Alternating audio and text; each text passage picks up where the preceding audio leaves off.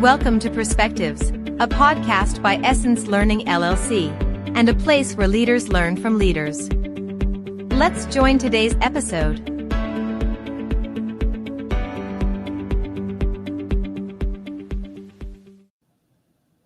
Well, hello and welcome to our Essence Learning community. I'm so glad you decided to join us today. We have a great topic. And I say this every time, and I think, but this is definitely my best so far, my favorite so far. You go first. Leading by example is our topic today. You go first, leading by example. I'm Valerie Wilson, the CEO and founder of Essence Learning, and I find this to be a very intriguing conversation because leadership is what we're all about. And when we think about leading, we're typically defining that as the person who is taking a team through, who is influencing the behaviors and the way that a team functions. And we often separate a strong team or a weak team by the way that it's being led. So I'd like to spend some time talking with a group of leaders and let them share with you some of their experiences around leadership and what it takes to go first and what it takes and what it means to lead by example. So when we think about the old days, back in the day when I got into leadership, guys, we were thinking about do as I say. We had people that told us what to do, and we marched in line and we did what we were told. And we definitely recognize that that's a thing of the past. And so typically now we have where people want to engage and be involved and actually join in on the leadership, lead from where you are. And everybody's a leader. And so we're working with that. And so I would love to get some of your experiences around leading by example and also leave us some tips to our community. But before you get started, let me give you an opportunity to introduce yourselves and to share a little bit about your experience with leadership. I'm going to start with you, Juanita. Hi, everyone. Thank you so much for having me. I'm Juanita Mercer. I'm the founder and CEO of Lead My Heart, an executive coaching and consulting company. I'm also an educator with over 16 years of experience of education in both the United States and China. And I'm also a pastor at Vertical Church, where I currently serve as the teaching pastor. Thank you. Thank you for that introduction and welcome. How about you, Ruben? Hello, everyone. I'm Ruben Gonzalez. I work for a large medtech company where I serve as their global diversity, equity, and inclusion leader. And just been in this space for a little over 10 years now and, trying to do all the great work that involves. So happy to share this forum with you all today. Thank you. I'm glad you're here. Thank you, Ruben. How about you, Miss Kiki? Hello, I am Kiki Hikes. I am a diversity, equity, and inclusion director for a global food manufacturing company located in the US, Canada, and in Europe. And I am also a board of director for the San Antonio LGBT Chamber of Commerce as well. Well, welcome to each of you. Thank you, Kiki, and welcome to everyone. I'm just going to jump right in and ask this question. Do you think that it's necessary to always go first if you're the leader? Do you think it's necessary? We call You Go First, leading by example. That's the name of today's podcast. Is it necessary for you as a leader to go first? Anybody just jump in with that? I would say yes. I do believe leaders do initiate. However, I do believe that it doesn't always have to be the lead leader. I think we have to make room for other people to lead. And so, sometimes when we're looking at a team, we think, oh, we're just talking about the lead leader. But no, have we empowered people to be leaders and to initiate when it's best suited for them to? And okay, so well, that would be step back before you get too far down that discussion. What is a lead leader? So your lead leader might be the director, the person that has that title that everyone is looking to initiate. Okay. All right. By no other reason by title, right? But there are other opportunities for people to lead and initiate depending on what their gifts, their talents are, depending on their experiences, where someone could say, hey, you know what? You're better suited to lead us in this initiative. Go ahead and initiate. And so I think there's room for that. So when I say yes, does the leader have to lead first? Yes. But who is that leader who's going to do that? And you mentioned an empowered leader. Yes. Okay. All right. Thank you for that. So anybody else want to add to that before we move on? That empowered leader can lead, and it doesn't always have to be from a hierarchical perspective, the highest ranking officer, if you will. Anybody agree with that, or have any other perspectives on? Is it necessary to always go first? I think yes and no, right? And when I think of a leader, I mean, I just want to clarify for my part too, that anyone can be a leader. You don't have to have a specific title in your name to be a leader. You don't have to be a manager or supervisor. You can be an individual contributor and still be able to lead as well. And I feel like as a leader, if you do have someone who maybe is not in that leadership role, they have the capability to go first and you empower them to be able to go first. But the great thing about being a leader is that you're right at their back. In case going first, they fall, you're able to catch them and then help push them along the way as well. So I think it's a little bit of both. Like you go first, but then you also encourage others to go first, but be there for them and go on that journey with them, so that it's a teaching moment and it's an empowering moment as well. Teaching and empowering. Okay, so you're as a leader, by example. You just talked about, I can make room and empower leaders. I can kind of step back and be there to support. So those are some characteristics that I'm hearing you say that we are leading by example, by showing support, by empowering people, and allowing people to show up as and lead from where they are. Yeah. But I think you go first because you teach them the skills in order for them to go. Okay. So as a leader, you're going first because you are taking on the responsibility for yourself. As I'm going to teach you the skills, I'm going to give you the encouragement and the power for you to go first. But you're actually, as a leader, you're going first because you're taking that first step to make sure that person is empowered. Okay. Interesting. I see where we're going with this. I'm not gonna let us off the hook. I'm gonna keep going with this. How about you, Ruben? Maybe just as I'm here listening to my fellow panelists respond, reflecting on my own experience and, thinking about when I felt empowered, has been in those times where my manager, my leader has created the space, and dare I say believed in me or, pushed me into the pond and said, hey, you got this. And I found that in those moments, I've not only have impressed the organization, but quite frankly, myself. But it started with leaders making the investment in creating the space. So that pay them for that. So that leadership style that we're now describing, we're leading by example, but we are first. We're allowing people to see what leadership looks like. And then we allow people to emulate that and to be that leader. So when we think about people, I don't know, I don't want to use the word emulate, but they actually are watching you and they are going to emulate some of the things that you do. You're going to emulate the bad things you do and the good things that you do and all of those things that you see a leader do. What are some of the characteristics other than, moving over and empowering? What are some other characteristics you would like a leader, for people to see in your leadership style as you lead? What are the characteristics you like people to see in your leadership style as you lead? I don't want to call on you. I want you to kind of think about it, but it's easy. That's a hard question because you have to really look at some kind of self-reflection into yourself to see what are you doing personally that is a great leadership example. And a lot of times people have a lot of inner turmoil or I wouldn't say conflict with looking inward because you're like, I'm being the best leader that I can be.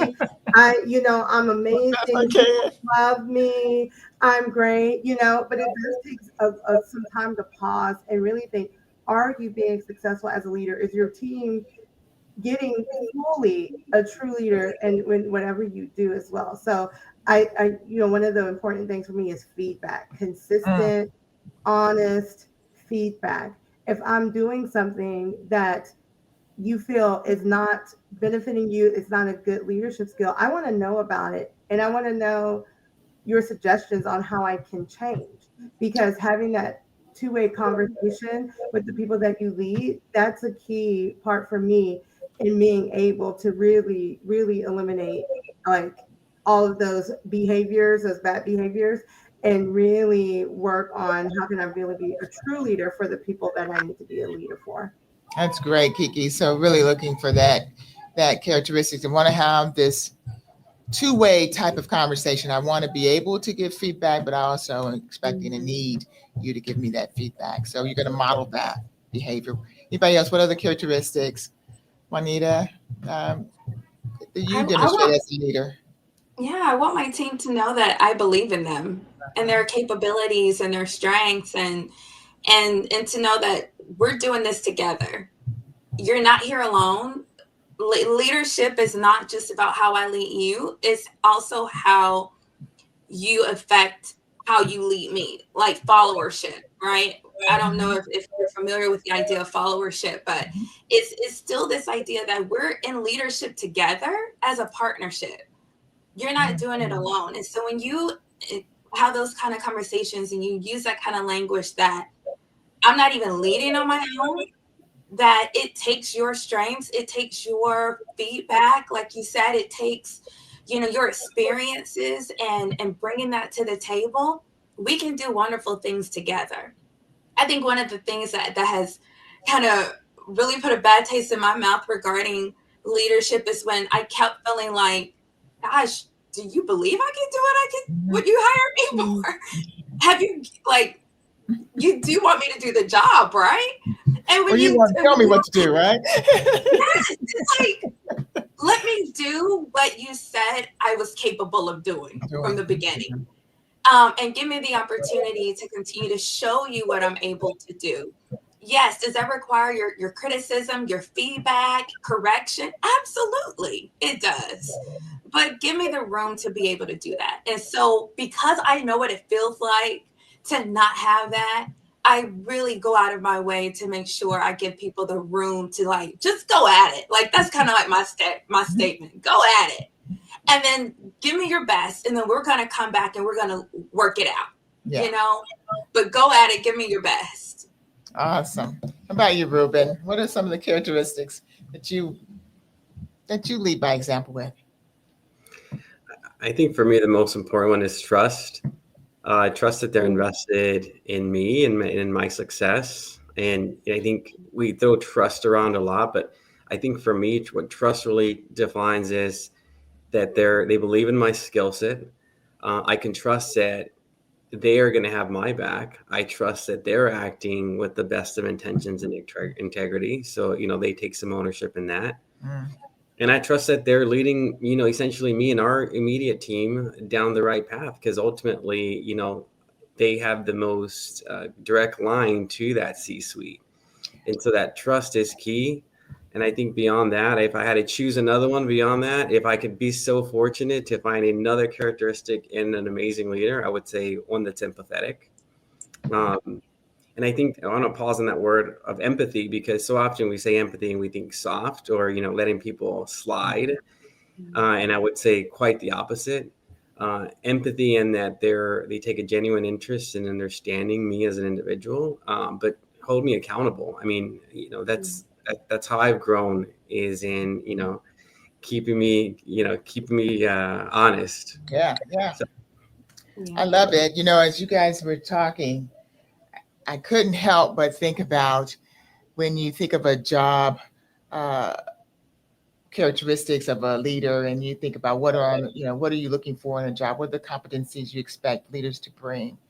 I don't think we've had feedback or unity or fellowship or fellowship or opportunities, trust and empathy. I think we've heard things such as good communicator, decision maker, problem solver, managing multiple priorities. We have that critical thinker, strategic thinker. You need to be able to drive results. You need to be driven. You need to be able to manage multiple priorities. We've had those types of characteristics that we want, that when we look for a leader, that's what we look for, but we don't necessarily talk about or even interview or even expect as part of the competencies for our leaders to be empathetic, to be trusting, to have a servant leadership. And so even though people expect that, that's who we want to follow, that's the characteristics we want, that's not necessarily what we define when we say we want a leader too. And it's very interesting because that is definitely shifting, because when I was becoming a leader, nobody ever spoke of those types of things. They always said, you need to be able to drive results. You need to be able to be effective. You need to be able to make decisions quickly. You need to be. So those were the things, and those were the boxes we were checking, and we were doing it. And all along, people were, if you would just trust me, I could help you drive those results. If you would just give me the opportunity, we could communicate it faster and across the board. And if you would just be unified with me, then we could make decisions better and problem solve. And if you provide me that feedback, then we could get to a solution a lot faster. But those weren't the characteristics that we were taught to do. And so I love that now that things have shifted, that we understand those are the characteristics of a leadership that will help us to get those results and to communicate better and to make decisions better, because we're now concerned with the people. I love that. So I think going first and leading by example. Yes, Moni. I just wanted to add before we move on from this, because I love the fact that you're reiterating that. And let's just take a moment to talk about what it takes really to be a leader and to lead by example and to initiate. The courage, the vulnerability, the opening yourself to risk, rejection. What? The managing of difficult conversations. Yes, that's what we're really talking about. Who really wants to do that, right? So to say, I'm giving you the go ahead, the push, you have the space, the empowerment to do that. You got to know you got the backing of a team and a leader another leader, right? Whether it's your team or your superior who supports you. Confidence. Because that's asking a lot of a person to be the first to say, I'll expose my weaknesses. I'll expose the things I don't know. I'll expose the things that I'm not sure about and the things that scare me to move us ahead. So that leader is a risk taker, right? You mentioned courageous, and they're out there being transparent and risking by not just believing in themselves, but looking to get the results through other people. So I can't do it by myself. So I'm counting on this team of 5, 6, 10 to drive the results that we need, because, bottom line, we got to be profitable as an organization. We got to, meet our goals. There's no doubt there, but we can't meet them by ourselves. And so to be that leader that's leading by example, we have to go first. And you talked about taking those risks and actually being courageous. I love the characteristics that we've identified, and I hope that our community, our Essence Learning community, is taking that into stride. That it takes more than the skill sets of being able to make a decision or to problem solve. Those things are necessary, but we can get those things done a lot more effectively with a team by using those other characteristics that you all have described. It's beautiful. So when we think about your leadership style, I know that there's all of these different surveys and things that talk about leadership styles, desk and social styles and things like that. And you have this style and you have that style. And so how do you define your leadership style? And I think, I want to move past the characteristics of trust. But if you were to think about, how do I define my style? How would you define your style? If you're an employee, your direct report, your manager said, how do you lead? What's your style? What would you say? And why? When you said that, it reminded me of on social media right now, there's this little video clips going around about a millennial leader, because I am a millennial and I fall into that category, but it talks about like how a millennial leader has done 360 of what their leaders have done because they've been traumatized in the workplace. And so because of that, of them being a millennial leader now, it talks about all those characteristics that, of course, that we talked about, but it also talks about the ability to do the job in an innovative way that hasn't been done before. and to bring in new ideas and to move it forward as well. That's something that they talk about as characteristics. So automatically think about that. Like, do I fit in that mold of being a millennial leader? Have I learned or what? So I think it's just funny when you said that, because I'm like, I'm definitely a millennial leader, but what are some of the other things that, I also can bring? Your style is innovative leadership. I'm going to just kind of, Yeah. we'll put that under your caption. So innovative leadership. All right. I like that. We're going to have they got servant leaders. I think we have the fellowship leader. Now we have the innovative leadership. What other style Yeah. I am a spiritual leader, and that's a core thing of my coaching. I teach about spiritual leadership, and what that is recognizing that you're not just leading people, you're not just working with people, but spiritual beings. Mm-hmm. And the particular nature of a spiritual being is that we desire both calling and community. And if you think about any source of frustration or discontentment in your life, it can come back to a lack of calling and purpose in what you're doing, or not feeling like you belong, that you feel connected to the people around you or what you're working on. So from that perspective, I want to get to know the people I'm working with. Mm-hmm. I want to know what you feel called to. I want to know what's going to help you feel a sense of belonging here. Mm-hmm. And I'm going to work with that, how we'll reach our goals.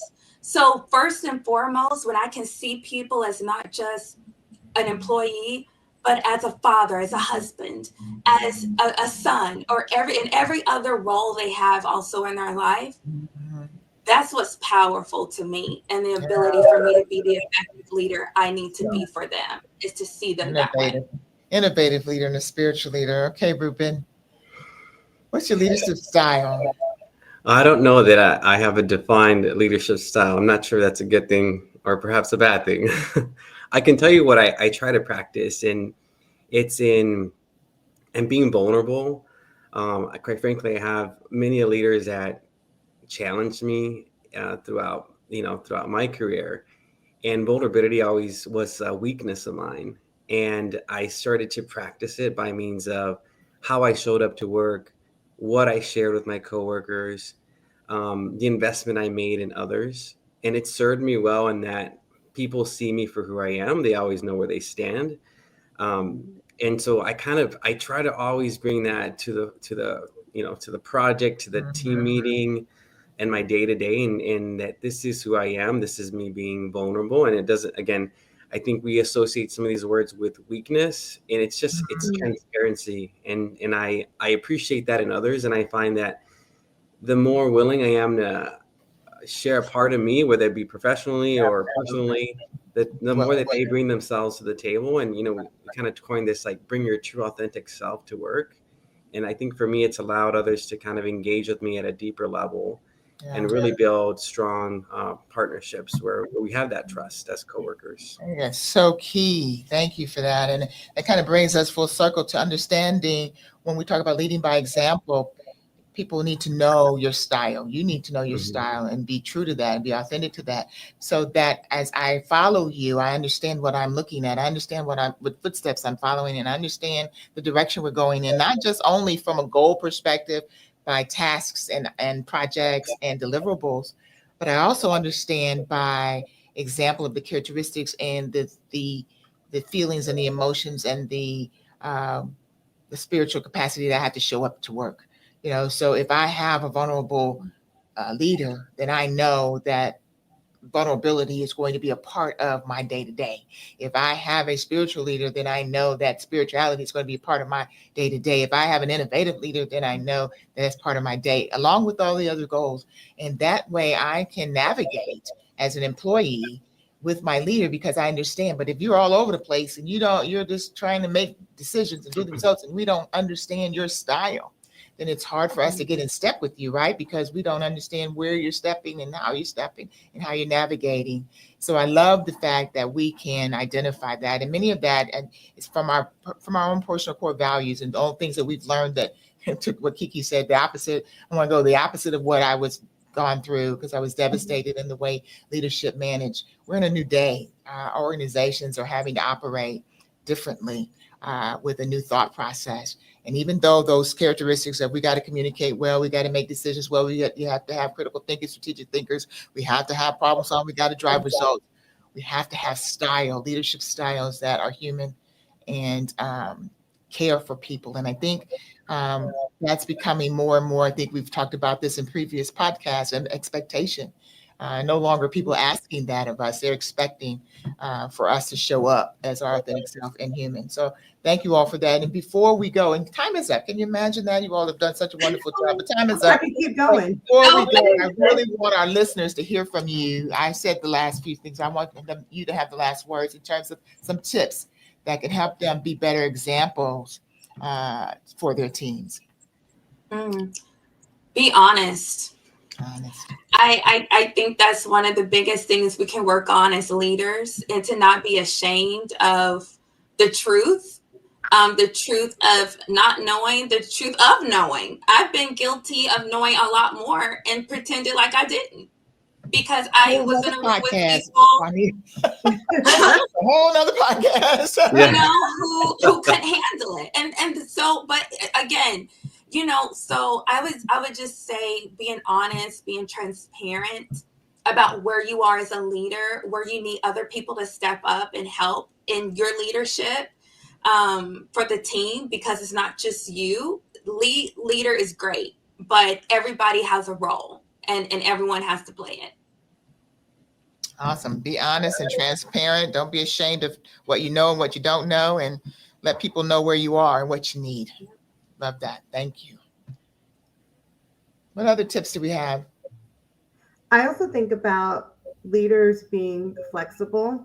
And I think about going back, I know Valerie and Ruben may remember this, the platinum rule, let me be for you what you need so you can be for me what I need.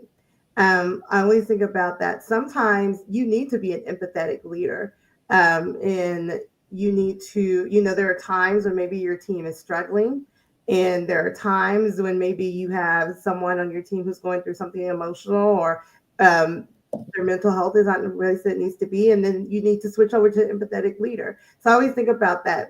Let me be for you what you need, because then with that, I'm helping you. Then in turn, you are committed to staying with me. You're being loyal, and then you're giving me what I need in order to get the job done. So I think we have to be able to ensure that we have that flexibility, and to be able to say, you know what, let me switch gears right now because my team needs something else that I haven't been able to give them. So I always think, you know, listening and don't get drowned out by your own thoughts, and pay attention to what your team needs. Awesome. Be flexible. Listen, pay attention, be sensitive to what's needed, and not just what you want to do. Love that. Thank you for that, Kiki. How about you, Ruben? You want to wrap us up? Oh gosh, the pressure's on. Pressure's on, Ruben. Maybe just so a piece of advice. Valerie, you spoke to this and alluded to the power of understanding the type of leader perhaps your leader is, or the type of leader that you are. And so I'd like to encourage everyone to have that courageous conversation with their leader, in trying to understand how is it that you like to lead, and how is it that I want to be led. And I think there is strength, power, and genuine understanding in just getting to learn each other's styles and having that vulnerable and at times nerving conversation. And so, yeah, have the conversation as we said in our previous podcast. Have the conversation. Power of understanding our different types of leadership, knowing how I want, what I need, as Kiki talked about, and being honest and transparent, that not ashamed of knowing what I do know and what I don't know. Awesome tips.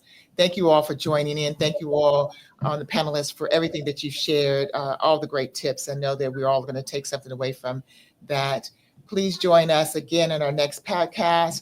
Join us at www.essencelearning.net for more podcasts, more solutions, and more learning. We look forward to seeing you again. Have a good one. Thank you for joining Perspectives, a podcast by Essence Learning LLC. Essence Learning is your solution to personal and professional development. We partner with our clients to develop a learning strategy that will increase productivity, enhance performance, and align with their purpose and goals.